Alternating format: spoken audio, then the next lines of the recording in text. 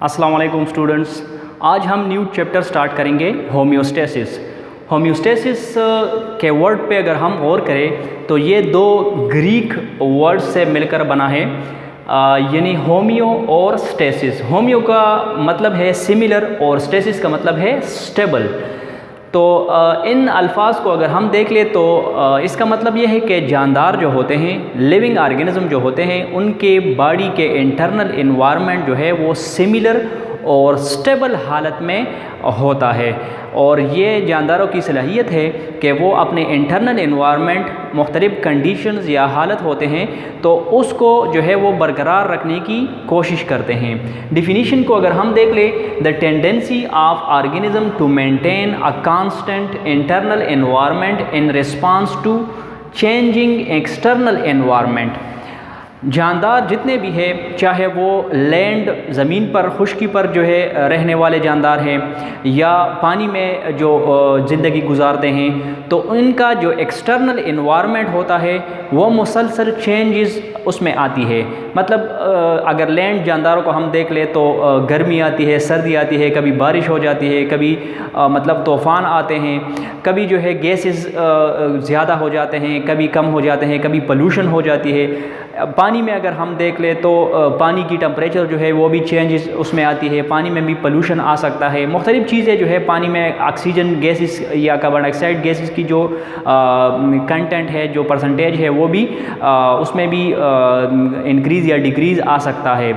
तो मतलब यह है कि एक्सटर्नल एनवायरनमेंट मुसलसल उसमें चेंजेस आते रहते हैं और इसी एक्सटर्नल एनवायरनमेंट में चेंजेस आने की वजह से ये जो है इसका जो है असर जो है वो इंटरनल एनवायरनमेंट पे भी पड़ सकता है। जानदारों के इंटरनल जो सिस्टम है, इंटरनल जो एनवायरनमेंट है, जो निज़ाम है, जो कंडीशन होती है, वो उस पर भी असरअंदाज हो सकता है एक्सटर्नल एनवायरनमेंट। तो अपनी इंटरनल एनवायरनमेंट को अपनी एक लिमिट में रखने की सलाहियत को हम होम्योस्टेसिस कहते हैं। मतलब अगर बाहर गर्मी ज़्यादा पड़ रही है तो ये इसका असर बॉडी के टेम्परेचर पे भी पड़ेगा, बॉडी टेम्परेचर भी इंक्रीज़ उसमें आएगा, क्योंकि आप जब धूप में एक चीज़ रख देते हैं तो वो गर्म हो जाता है। तो इसी तरह जो लिविंग ऑर्गेनिज्म है उसके बॉडी जो है टेम्परेचर है वो भी इंक्रीज़ हो सकता है in the hot external conditions.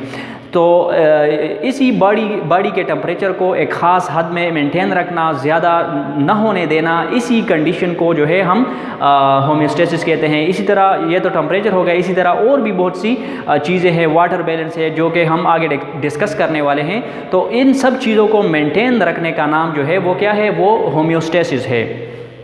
अच्छा, इसके अलावा लिखते हैं a stable internal environment is maintained by regulating these things. अपने जिस्म के अंदर एक स्टेबल कंडीशन, एक स्टेबल एनवायरनमेंट को किस तरह मेंटेन रखा जाता है, तो इन चीज़ों को जो है रेगुलेट करने से इंटरनल एनवायरनमेंट, हमारे बॉडी का इंटरनल जो माहौल है वो जो है कांस्टेंट रहता है। तो सबसे पहले हार्मोन्स जो है, हार्मोन्स हमारे जिस्म में केमिकल्स मौजूद है, जानदारों के जिस्म में हार्मोन्स मौजूद होते हैं। जो जितने भी केमिकल चेंजेस होते हैं, रिएक्शंस होते हैं या और मुख्तलिफ किस्म के प्रोसेस होते हैं, तो हार्मोन जो है उसको स्टेबलाइज करने की कोशिश करते हैं। इसके अलावा वाटर बैलेंस जो है, वाटर बैलेंस हमारे जिस्म में तकरीबन सारे जो ऑर्गेनिज्म है उसमें उनमें 70% तकरीबन वाटर का कंटेंट है। तो वाटर कंटेंट को एक ख़ास लिमिट में रखा जाता है, इसी परसेंटेज से कम या ज़्यादा नहीं होने दिया जाता। जब हमारे जिस्म से पानी निकल जाता है स्वेटिंग के शक्ल में गर्मी में, तो हमें प्यास लगती है और हम पानी पी लेते हैं। लिहाजा ये जो है वाटर बैलेंस को जो है एक लिमिट में मेंटेन रखा जाता है।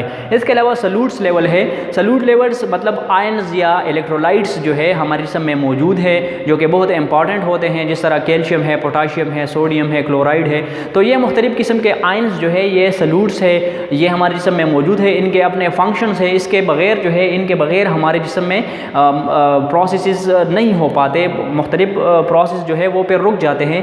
तो ये सल्यूट्स भी अहम है, लेकिन इन सल्यूट्स का जो लिमिट है, जो परसेंटेज है, जो लेवल है, तो उसको मेंटेन रखा जाता है, न उसको ज़्यादा होने देता है और न जो है जानदार इनको कम होने देता है, इन लिमिट्स को कम होने देता है। लिहाजा ये जो है एक प्रॉपर लिमिट में रखे जाते हैं। और इसके अलावा बॉडी टेम्परेचर जो है इनको इस चीज़ को भी मेंटेन रखा जाता है। मतलब जिस तरह हमने पहले कहा कि सर्दी का मौसम आता है, गर्मी का मौसम आता है, तो बाहर टेम्परेचर में बहुत चेंजेस आ जाते हैं। बाहर के जो एक्सटर्नल एनवायरनमेंट है में जो है सर्दी में टेम्परेचर जो है अप टू 0 तक भी आ जाता है और गर्मियों में जो है अप टू 40 और 45 डिग्री सेंटीग्रेड तक चला जाता है।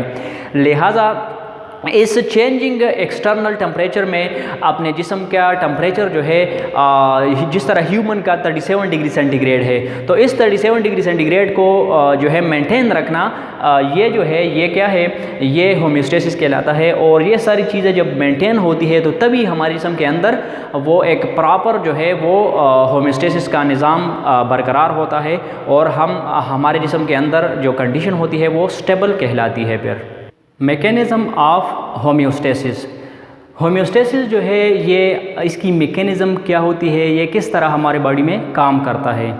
तो होम्योस्टेसिस जो है ये 3 कंपोनेंट्स पर मुश्तमिल है। जिस तरह हमारी बॉडी का फिज़िकल कंट्रोल जो है, जो नर्वस सिस्टम होता है, और वो जो है वो 3 कंपोनेंट्स पर मुश्तमिल होता है और 3 कंपोनेंट्स में जो है डिवाइड किया गया है। इसी तरह होम्योस्टेसिस भी 3 कंपोनेंट्स में डिवाइड किया गया है, यानी इसमें रिसेप्टर होते हैं, कंट्रोल सेंटर होता है और इफेक्टर होते हैं।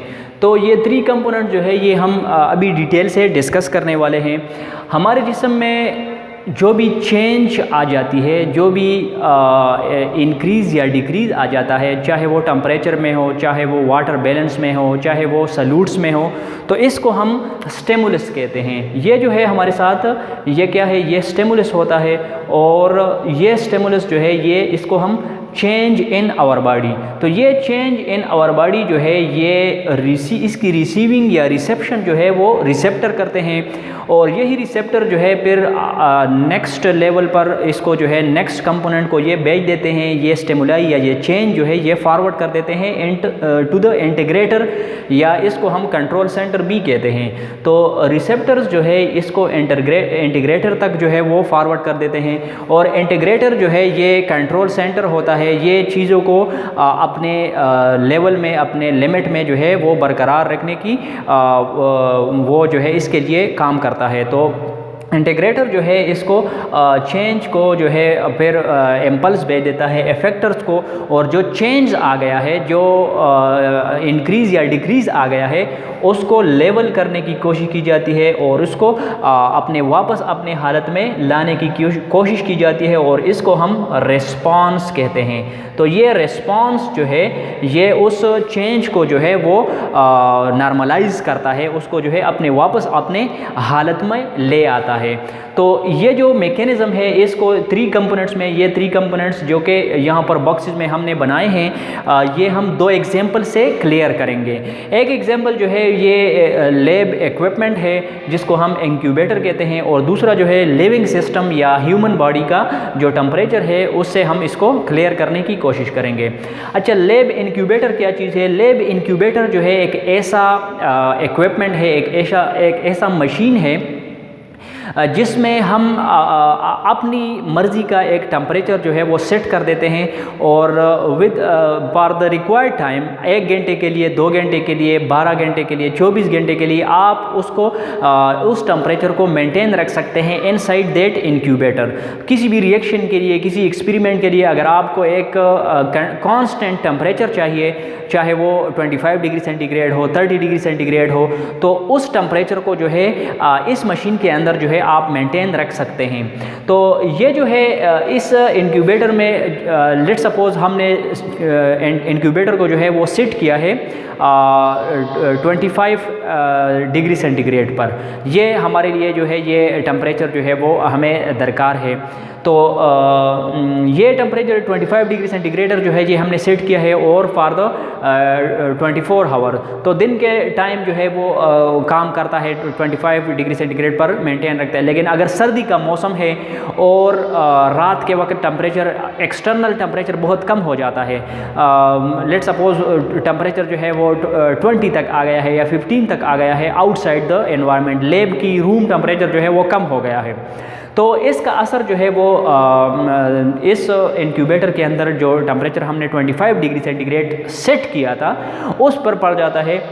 तो ये स्टेबुलस हो गया। एक्सटर्नल जो एनवायरनमेंट चेंज है उसकी वजह से इंक्यूबेटर का जो इंटरनल एनवायरनमेंट का जो टेम्परेचर है वो भी कम हो जाता है सर्दी के मौसम में। लिहाजा इसमें रिसेप्टर क्या होता है, रिसेप्टर जो है एक थर्मामीटर होता है। रिसेप्टर के नीचे हमने लिखा है थर्मामीटर। तो थर्मामीटर इस टेम्परेचर में डिक्रीज को सेंस कर देता है और ये फॉरवर्ड कर देता है टू इंटीग्रेटर।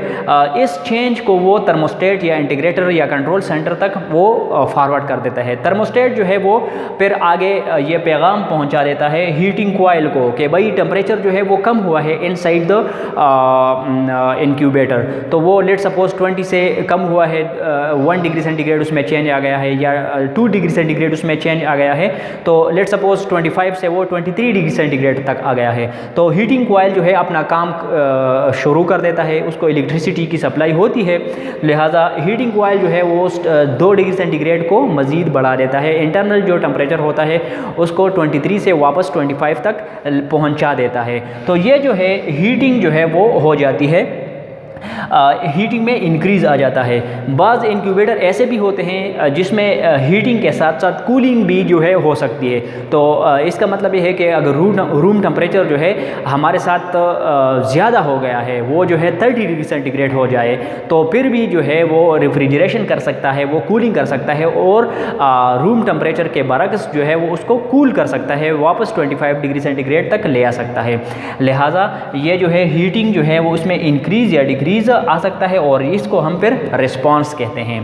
तो मिसाल के तौर पर हमने यहाँ पर ह्यूमन बॉडी टेम्परेचर लिया है कि ह्यूमन बॉडी टेम्परेचर जो है इसमें अगर चेंजेस आ जाए तो ये किस तरह वापस अपनी कंडीशन, अपनी हालत में जो है वो आ जाता है।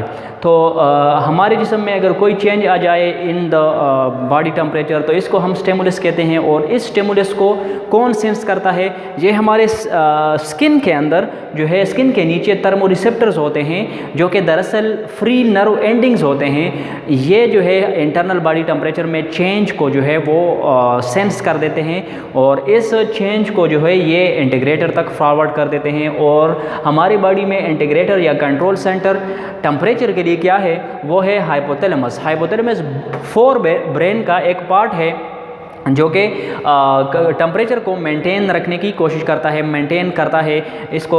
और यही हाइपोथैलेमस जो है ये क्या करता है? इस टेम्परेचर को मेंटेन करने के लिए इफेक्टर्स को जो है वो इम्पल्स भेज देते हैं। तो लेट सपोज हमारे जिस्म का टेम्परेचर जो है अगर कम हुआ है, सर्दी का मौसम है और हमारे बॉडी का टेम्परेचर कम हुआ है क्योंकि बाहर के माहौल में जो है वो टेम्परेचर कम हुआ है, तो लिहाजा इसका इफ़ेक्ट हमारे बॉडी पर पड़ा है और हमारे बॉडी का टेम्परेचर भी कम हुआ है।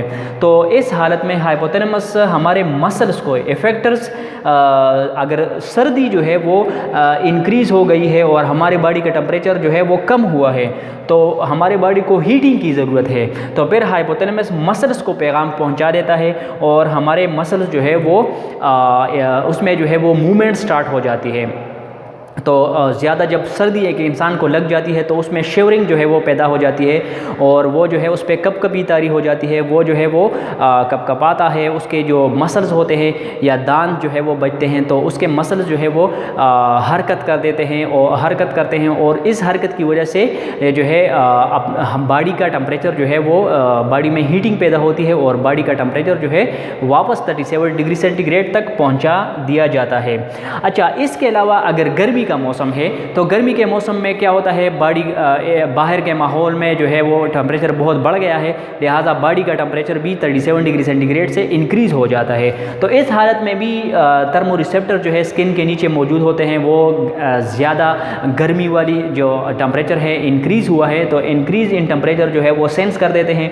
वो इस चेंज को, इस स्टिमुलस को हाइपोथैलेमस तक पहुँचा देते हैं जो कि इंटीग्रेटर है। हाइपोथैलेमस हमारे बॉडी के टेम्परेचर को कम करने की कोशिश करता है और कम करने के लिए वो जो है स्वेट ग्लैंड तक जो है वो क्या कर देता है? वो पैगाम पहुंचा देता है, जो कि पसीना जहाँ से निकलता है, जहाँ से पैदा होता है, तो वो स्वेट ग्लैंड है जो स्किन के नीचे मौजूद होते हैं। लिहाजा स्वेट ग्लैंड जो है वो पसीना पैदा कर देते हैं, जिसमें वाटर और मुख्तलिफ़ किस्म के सल्यूट्स होते हैं। और इसके साथ साथ वाटर और सल्यूट्स या साल्ट्स के साथ साथ इसमें हीट भी होता है। यह जो पसीना होता है ये अपने साथ हीट भी जिस्म के बाहर निकाल देता है। तो जब उस पे हवा पड़ती है, हवा जो है उसको लगती है पसीने पे, तो वो जो है कूलिंग का इफ़ेक्ट होता है। तो इसीलिए जो है हाइपोथैलेमस फिर स्वेट ग्लैंड को पैगाम पहुंचा देता है, और स्वेट ग्लैंड जो है हमारे बॉडी के टेम्परेचर को फिर जो है वो कूल करने की कोशिश करता है, कम करने की कोशिश करता है। तो बॉडी टेम्परेचर जो है ये भी होम्योस्टेसिस के ज़रिए कंट्रोल होता है, और यही मैकेनिज़्म, यही 3 कंपोनेंट जो है वो इसमें इस्तेमाल होते हैं। यह था हमारा आज का टॉपिक।